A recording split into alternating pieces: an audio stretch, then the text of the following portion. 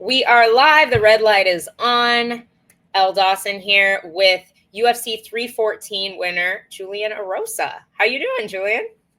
I'm doing fantastic. It hasn't even been a week, but it feels like almost a lifetime ago. I feel like when you win a fight like that, you get real excited and the emotions kind of die down over a few days, and it always feels like that it happened a lot longer than it has usually, like within that first week. Right. No, and obviously we talked about this just a couple weeks ago. We talked about this matchup against Darren Elkins and what you were looking to do. You spoke very highly of Elkins, his toughness especially. He is a notoriously unfinishable guy. So just how does it feel to put him away in the first round? Yeah, people, some of the people that watch me fight had reached out to me and said that they thought they thought that I was being a little taking it a little slow, but that was specifically because of Elkins and his toughness and what he's known for. I didn't want to jump on things too quickly, especially if he gave me his neck. I don't want to jump on a submission.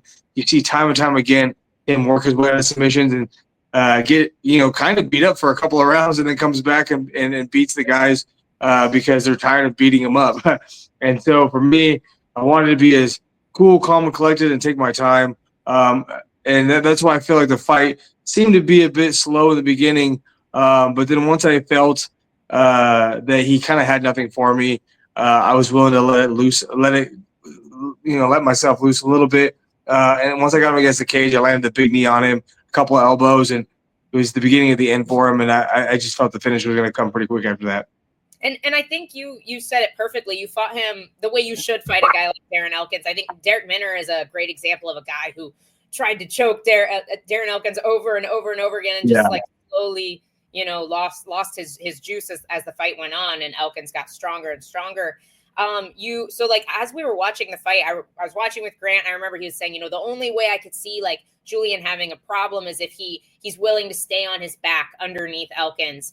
And you made great adjustments very early in the fight. You talked about your up kicks. What was there an urgency to get right back up to your feet? Not necessarily. I knew he was like that was his strong suit, is getting someone's guard, kind of land some good ground and pound, and then just burn the clock there. But this entire camp, I've been very focused on being a nuisance to him everywhere. So even if he was going to have me on my back, that's why it almost looked like I kind of let him take me down because it was out in the open. If it was against the cage, you get a little folded up and you have a harder time throwing offense from your back. But in the open, like I had or that he had me early on, is a good spot for me to kind of kick off and get that gap between me and him and be able to land some of those really big, devastating kicks from the bottom, and even just chipping away with elbows from the back. I just wanted to make it as inconvenient for him, even if he was in a better position than I was. And sure enough, I mean, I've landed that up kick a billion times in practice, in the training room, but never. Obviously, I'm never trying to be devastating with it in the training room. I'm not trying to go for the head. I've got people with body shots, but I'm really excited to kind of let loose in the cage and go for the head shots. And I think if I was a couple more inches over, it might have ended the night pretty early because it was a grazing shot. But I think after that grazing shot, Joe Rogan had the best that he wasn't. I don't think he had recovered from that the entire fight after that. So it's one of those things. I'm in a disadvantaged position, but I'm able to make it work for me. Yeah, no, absolutely. And I love what you said, just being a nuisance to him in every position. But with that being said, looking back on the fight, was there anything that surprised you? Or, I mean, it looked like a pretty smooth night for Julian Erosa. Was there anything you wish had gone a little bit differently? Yeah, it's just one of those things. Like it was just, it was the best outcome that could have happened. And so, like, really trying to go back and thinking about possibly maybe things I did wrong. There really wasn't much there. He landed a couple of shots, but that's going to happen in any fight. It's never going to be perfect. But one thing that really stood out to me for this fight was just the kind of the clarity I had walking out to the fight, how confident I felt going into the fight. Obviously, walking out against anybody, even if it's a street fighter dude or something, or some tomato can that you're supposed to beat up, you're still going to have those anxieties. You're still going to have that nervousness. And for me, I had a little bit of that, but I felt so clear, so cool, calm, and collected. walking out, and that was one of the biggest takeaways from this fight was to be able to just be present and be able to execute under the big lights. And so I felt like about as a top form as UCJ as I possibly could be. Obviously, he lands a couple of shots. Maybe I shouldn't let him take me down as easy. And those are things I can pick apart. But overall, I think it was a pretty flawless victory for me. I think most would agree. Another featherweight that had a really beautiful performance on UFC 314, and you said you would be open to fighting him next, was Gene Silva. Just did you get to watch his whole fight against Bryce Mitchell? Yeah, we were able to watch it. Obviously, we had to kind of watch on my coach's phone because they kick us out of the arena. It's like, I just participated. Can I just hang out and watch at least in the back? There's a bunch of TVs. Like, I just don't want to miss any of the fights, especially they were trying to transport us right around the time that Dan was fighting, and Dan's my teammate, and so wanted to watch that fight. And so, but I was able to watch all the fights and kind of go back and rewatch some of them as well. Silva did fantastic against Mitchell. That is an opponent I'd be okay with fighting. We both fought the same night. It'd be nice to set something up, 3-4 months down the line. And, it's a little bit of a challenge. Obviously there's other guys I'd be willing to fight as well. But 19-0, the fighting nerds are in the UFC right now. And nobody's beating any of those guys. And, I think it'd be fun to test yourself against someone like that. And then he's ranked number 11. So that's a cool one. But I don't discriminate against any opponents they give me. I get paid the same anyways. I mean, obviously it starts changing if you start getting the rankings and stuff. So that would be a big a win for me in my career as well. But I'm down to fight anybody. I mean, there's that Melky Costa kid. He fought a couple of weeks before me. We're both on 3-fight win streaks. He just beat C-Rod. I beat C-Rod 2 fights ago. So that could be a fun matchup as well. But like I said, I don't discriminate. Anybody wants to, get in there with me. It's more of a timeline thing for me. I want to get another fight within the next 4 months. So we'll see. I mean, you've always been incredibly active. It's April right now. Do you think we could see you 2 more times this year? Yeah, I mean, that's really the goal. The goal is at least 3 fights a year. Last year I only got 2 fights, and it wasn't necessarily just the 2 fights. It was only 7 minutes, like 5 minutes one fight, 2 minutes another fight. And don't get me wrong, I'm absolutely happy the way my last fights have panned out. But my last 3 fights was like 12 minutes altogether. Like, I haven't even had a full fight. Like, I want more cage time. I really just enjoy being in there. It's such a fun experience, and it's a small amount of time, and then you get to you put so much work and effort and time into it that I just want to keep the ball rolling. I want to experience that again. I want to go to another big city.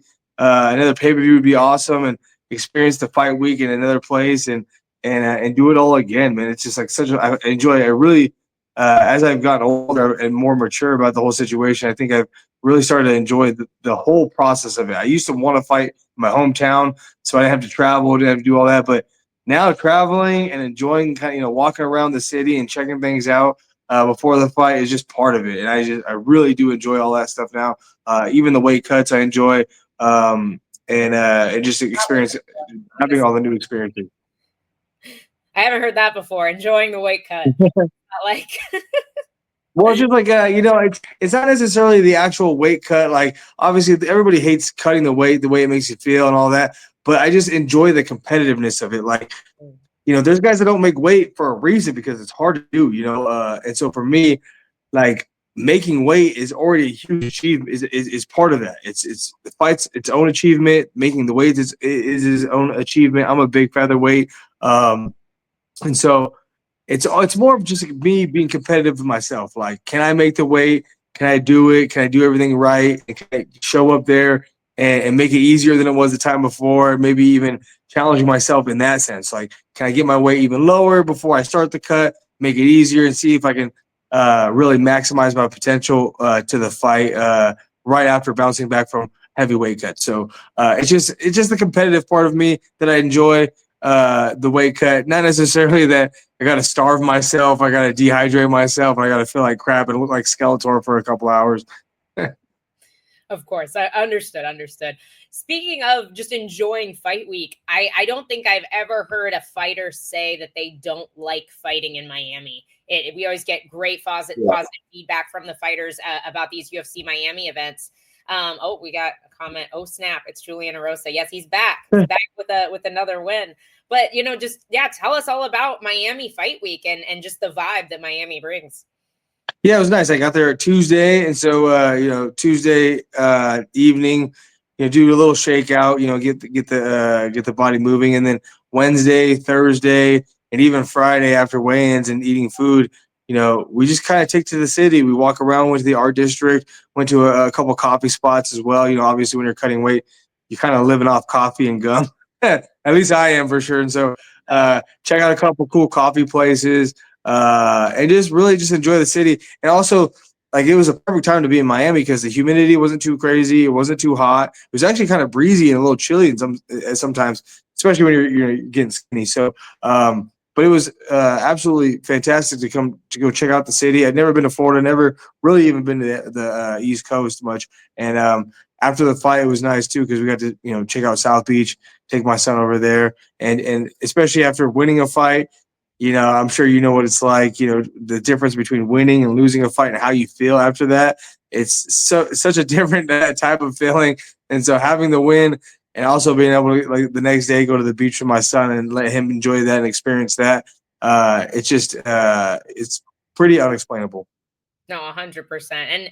And I know everybody saw the video of your lovely wife and your adorable little boy walking around the venue. Is this the first time he's been at a fight?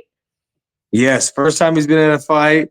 So it was really nice. The last time he was only like 4 months old, so he was still a pretty big handful to deal with when you take places. But right now he's, we're getting into the groove of things, and my mom was with my wife, so it helped her a little bit. But yeah, it's so nice. That was like one of the motivating factors too. Is like, no matter what happens after this, he was there for a fight that I won in Miami. It was his first live fight, and I just could not let Darren Elkins beat me in front of my son, especially as it was his first time being there. My last two fights when he was, after he was born, he watched him on the TV probably, but he don't know what's going on. So this, he knows a little bit probably what's going on. I mean, even after I won, I ran out, and they were kind of sitting on the sidelines before I go to the back. So he's seen me again, so he might be able to put it together a little bit. Right. How I gotta ask how you feel about as he's getting older and he does start to understand what's going on. How do you feel about having him at the events? Maybe even fighting a guy like as dangerous as Silva. Would you still want like 5-6-year-old kiddo in the crowd?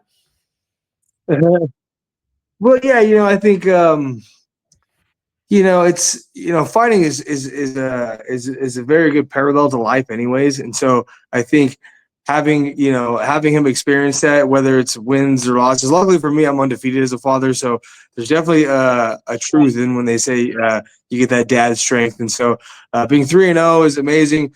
But who knows? Like, I'm still gonna make mistakes. I'm probably still gonna lose fights, and so he's gonna probably experience that. And that's not, I think that's a good life lesson for him to learn early on. Was that even if you lose, you can pick yourself up by your bootstraps, go back to the drawing board, and make it happen again. And obviously, my career is kind of built on that, and so he'll understand when he's older, anyways. But I don't want to shy him away from the tough things in life. For him to experience those things and just kind of learn those small life lessons.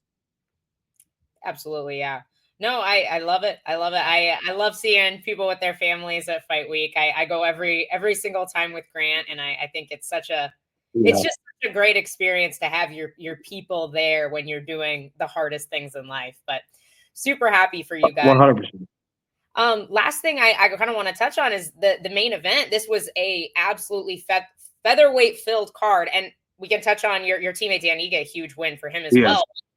Definitely give us your thoughts on this main event, how you scored it. I know some people thought it was a little bit closer. Some people had it 3 rounds to 2. Some had it 4 rounds to 1 for Volk, and just where you see Diego and Volk going from here. Yeah, I think it was vintage Volkanovski. He's a very analytical and very intelligent fighter.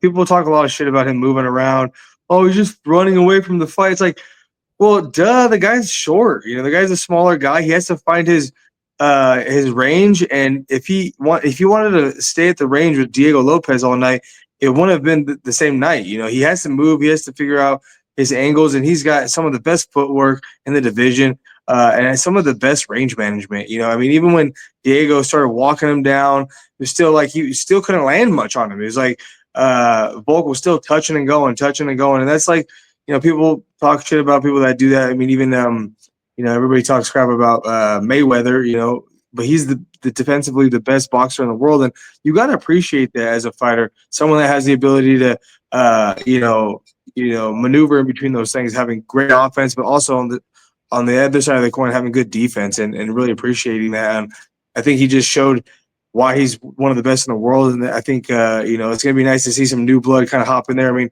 Diego was the new blood, and really we're able to see where Diego kind of falls in line. He did fantastic in his own right, but I think he has a little bit more of experience to kind of build upon. And that was the difference, I think, in this fight was that experience. That's why I think Volkanovski is so so knowledgeable. I mean, the guy, he probably breaks down fights more than most, and you can just see it in his fights. He's just so good offensively, defensively, with his movement, his range. I mean, the guy's I don't want to make fun of him, but he's kind of a midget, especially compared to a guy like me. And I'm sure he probably manages his range even better than I do, being a shorter guy. And so it was pretty vintage Volkanovski, and it was a pleasure to see kind of that chess match that they had out there. Yeah, no, I agree. Fantastic fight. I thought Diego had some really great moments. With that being said, Volk has the belt back. To me, It makes sense for Movsar to get this next shot, but I'm not sure he's going to. Just the way, the Movsar was there in Miami. They didn't have him come into the cage like Sean O'Malley did. They didn't really point out that he was in the venue. Do you expect to see Movsar fight for that title? Do you think he should be the next guy in line? I think he's like one of those guys that just is not a fan favorite because of his fighting style. And so even though he has a lot of big names and he's undefeated, people want to see that fight happening. It's just like there's just more exciting fights instead of that fight. And so I can see why they always push some of those guys off. I know Damian Maia for the longest time, back when he was that guy on the top, had such a hard time getting a title fight, but it's because he's kind of a boring fighter. And I don't want to, I'm not talking shit about, people's style, but, obviously the fans want to watch more exciting than, less exciting, obviously. So if you have a guy like Movsar, he is good in his own right, but his style is just not appealing to a lot of the fans. And fans are what, sell the tickets, what make us our money. So I think that's why he's had such a hard time getting that fight. But it would be interesting to see how Volkanovski does with a specialist like him. But I actually felt like Diego would have been a harder fight for Volkanovski than a guy like Movsar. Movsar is, I don't want to say a one-trick pony, but everybody knows exactly what he wants to do. So if I think Islam is a good example of somebody who has that the specialty skill, but also, has worked on other parts of his game. He knocked out Volkanovski with a head kick. You don't expect that from the Khabibs and the Islams and the Movsars. And so that's a different wrinkle in a guy like Islam. I don't think Movsar has that yet. A guy who is on Movsar's resume that you said he has a lot of big names is your teammate Dan Ige. Picked up a huge win over Sean Woodson, and you were talking about Volkanovski using that range control. Even though he's short, Ige did that so beautifully against a much, much taller opponent. Just talk about your guy Dan. Yeah, probably one of the weirdest built guys in featherweight because he's freaking 6'3" in a fight. But I was there helping him out, trying to be that tall, lanky, goofy opponent for him in practice. And it was nice because Dan Ige is not far off from the size of Darren Elkins as well. So we really helped each other out a lot in this camp. And it was nice to have another teammate on the card because then you guys are both working for the same goal and you guys have each other's backs, and it almost takes the pressure off your shoulders a little bit more because you have somebody else there with you. But yeah, he looks fantastic.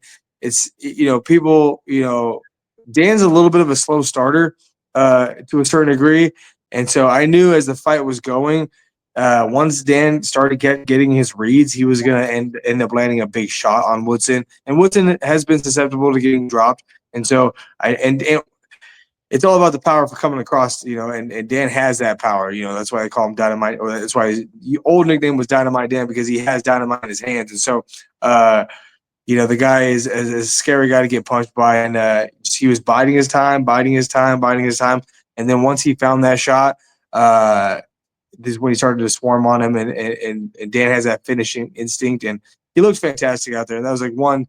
After I won my fight, I was just like, all I wanted to do was watch him win his fight, and for us to go 2-0. So it's just such a perfect time.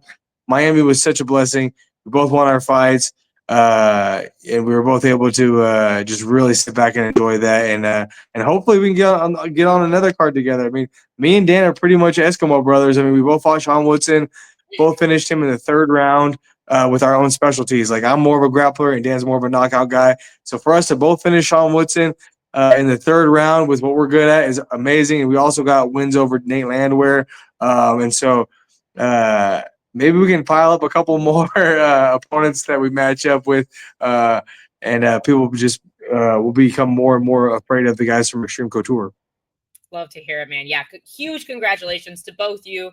Tell Dan congrats from us as well. Of course. Guys, Julian Erosa, we've been chatting for 20 minutes. I'll let him go. Huge win on UFC 314, guys. Make sure, if you have not watched that card, I don't know what you're doing with your life, because the whole card was amazing. But Julian Erosa versus John Silva next. Let's make it happen. Is there anything else you want to say to the people, Julian? Oh, just, obviously thanks for all the fans and all my friends and family and my teammates. And thanks for having me on. Of course. Any time at all. Thank you guys for tuning in. We will see you later. I didn't hit the button. Tune in more this week for PFL stuff, because that's what I'm doing. Bye, guys.